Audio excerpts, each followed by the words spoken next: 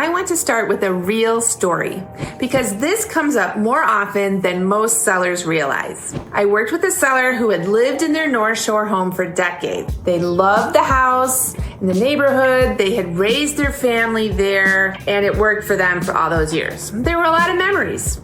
And when they decided to sell, they thought, if we were going to do this, we're going to do it right. So they completely renovated the home.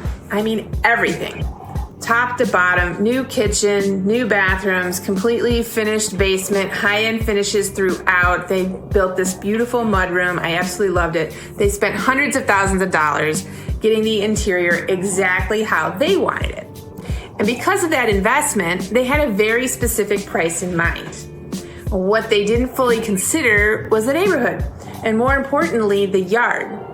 When buyers walked through the house, the feedback was consistent. They loved the interior, they appreciated the quality, they could tell the good craftsmanship, they could see the money that had been spent. But then they walked outside, and the issue wasn't the house. It was the fact that there was no possibility to build a fence. It wasn't allowed. And today's buyers are asking for fences. They have dogs, they have young kids, and they want a contained outdoor space. In that particular pocket, a fenced yard had become a must-have.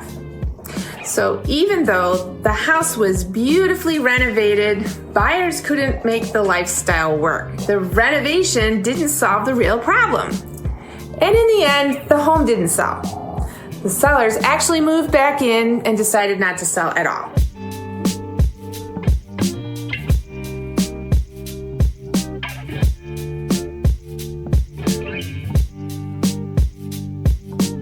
I want to share another story because sometimes over-renovating doesn't look like a mistake at all. In this case, the sellers had lived in the home for many years and invested thoughtfully over time. Every upgrade they made was intentional. High-end finishes, beautiful selections, quality materials. Nothing trendy, nothing rushed. Things like custom cabinetry built specifically for how they lived, electric roller shades, extensive lighting upgrades, updated systems behind the walls that most buyers never even see. And this is exactly why the question, should I renovate or sell as is never just about how nice the house looks.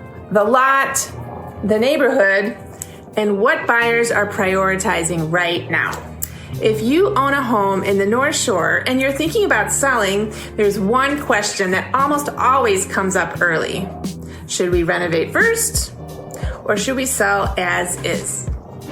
And what's interesting is that this question usually isn't really about money. It's about fear. Fear of leaving money on the table. Fear of doing the wrong projects. Fear of putting time and energy into a home you're already emotionally ready to move on from. And sometimes fear of opening up a can of worms that you can't close again. I work with a lot of North Shore sellers at different price points. But this question becomes especially important once you cross into luxury territory. Because in the North Shore, renovation decisions are not universal. They're hyper-local. They're neighborhood-specific. And they're very timing dependent. What works in one pocket of Glenview might absolutely backfire in Winnetka. What buyers expect in Highland Park can be very different from what buyers reward in Northbrook. So today, I want to walk you through how I actually help sellers decide whether to renovate or sell as is. Not based on HGTV logic, and not based on online estimates, and definitely not based on what your neighbor did 5 years ago, but based on real buyer behavior, real comps, and real outcomes I see every day. Let me start by saying this clearly. Renovating before you sell is not automatically smart, and selling as is not automatically lazy either. The right answer depends on three things: your specific home, your specific neighborhood, and your specific buyer pool right now. 2026, not last year, not pre-pandemic, not when rates were lower, Luxury buyers today are very decisive, but they're also very selective. They're willing to pay for the right home. They're not willing to pay for your renovation learning curve. This is where many sellers get tripped up. They think if I put in a new kitchen, I'll get that money back and then some. But in luxury markets, that's only true when the renovation aligns with buyer expectation, not seller taste. A high-end renovation that misses the mark can actually narrow your buyer pool and slow your sale. And once a luxury home sits, the leverage shifts quickly.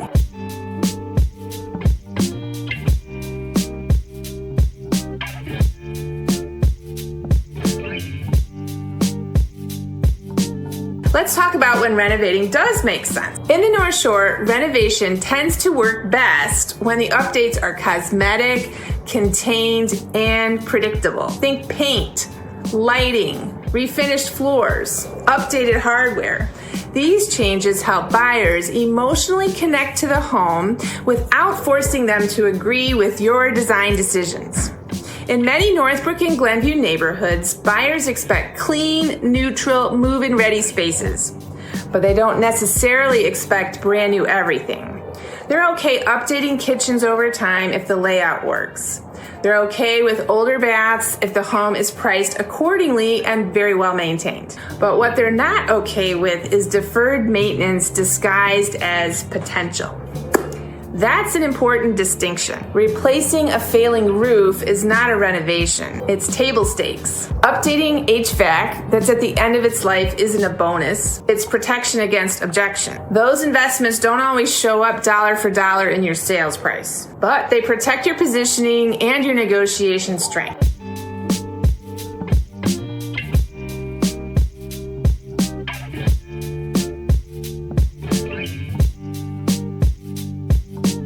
Now let's talk about where sellers often over-renovate. Kitchens and primary bathrooms are the most common places sellers overspend, especially in the luxury range. I see sellers put $150,000 to $250,000 into a kitchen renovation thinking it will set the home apart. But unless the rest of the house supports that level of finish, buyers often see it as mismatched. Luxury buyers want coherence. They want the kitchen to match the architecture, the neighborhood, and the price point. If your home is in a pocket where most sales are driven by lot values or future renovation potential, doing a high-end renovation can actually work against you. In parts of Winnetka and Glencoe, some buyers are planning to renovate or rebuild regardless of condition. In those cases, over-improving the home may not be rewarded. And it can even reduce interest if buyers feel guilty tearing out something that you just installed. They're paying top dollar and they don't like their choices. So this is where selling as is becomes a very smart strategy. Selling as is does not mean selling cheaply. It means selling strategically. When a home is marketed properly, priced correctly, and positioned for the right buyer, selling as is can attract buyers who want control, customization, and long-term vision. The key is honesty and clarity. Buyers are far more forgiving of dated finishes than they are of surprises. An as-is home that's clean, transparent, and priced with intention often performs better than a half-renovated home that leaves buyers guessing.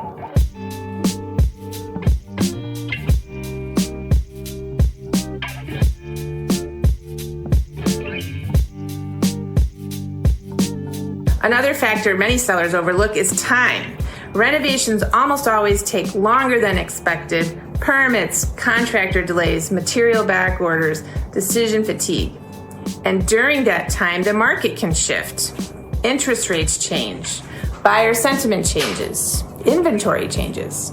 I've seen sellers start renovations in what felt like a strong market only to re-enter 6 months later into a very different environment. That risk needs to be part of the decision. There's also the emotional cost. Renovating a home you're about to leave can feel daunting. You're making decisions for someone else, not for yourself. That's very different than renovating a home you plan to live in. Now let's talk about ROI, because this is where the conversation usually gets very specific. Return on investment in the North Shore is not a blanket percentage. It varies block by block. In some Highland Park neighborhoods, modest updates dramatically improve first impressions and buyer turnout. In other areas, buyers care more about schools, lot size, and location than finishes. That's why I always start with the comps. Not just sales prices, but how those homes were positioned. What condition were they in? How long did they take to sell? And did they receive multiple offers? Were there price reductions? Those details matter more than the final number alone. I also look at what didn't sell. Expired listings tell us a lot. If renovated homes are sitting while as-is homes are moving, that's a signal. If buyers are consistently choosing one style of home over another, that's a pattern. This is where online estimates completely fall apart. They can't tell you whether buyers in your micro market value turnkey convenience or renovation flexibility. They can't tell you how buyer psychology is shifting. And they certainly can't tell you whether your specific renovation will be rewarded or ignored. One of the most effective strategies I use with sellers is what I call minimum effective upgrade. Like, what do we have to do? What is the least amount of change we can make to maximize buyer confidence and emotional appeal? Sometimes that means no renovation at all, just staging, lighting, strategic pricing. Sometimes it means targeted updates that help buyers see the home's potential without feeling boxed in. Very rarely does it mean a full-scale renovation unless the home is significantly under-improved for its neighborhood.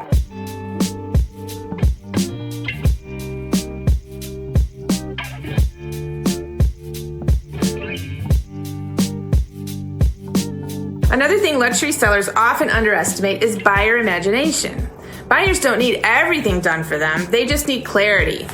If a space is clean, well presented, and priced correctly, buyers can project themselves forward. But if a renovation feels incomplete or overly specific, buyers hesitate. And hesitation kills momentum. Momentum is everything in luxury sales. The longer a home sits, the more buyers assume something is wrong, even when nothing is. That's why the decision to renovate or sell as is should never be made in isolation. It should be made with data, context, and a clear understanding of who your buyer actually is. Not who you think your buyer is. Not who your neighbor sold to, but who is buying right now. If you're watching this and you're trying to decide whether to renovate or sell as is, my advice is simple. Don't start with projects. Start with positioning. Understand where your home fits in today's market. Understand what buyers expect and what they don't care about. Understand the risk of time, over-improvement, and emotional burnout. It's a real thing. Sometimes the smartest move is doing less, not more. And sometimes a few strategic changes can make a meaningful difference. The key is knowing which before you spend the money. If you want numbers-based, honest opinion on your specific home, not a generic estimate, and not a one-size-fits-all answer, I'm always happy to have that conversation. Every North Shore home is different, and the right strategy should feel calm, confident, and intentional. Not rushed, not reactive.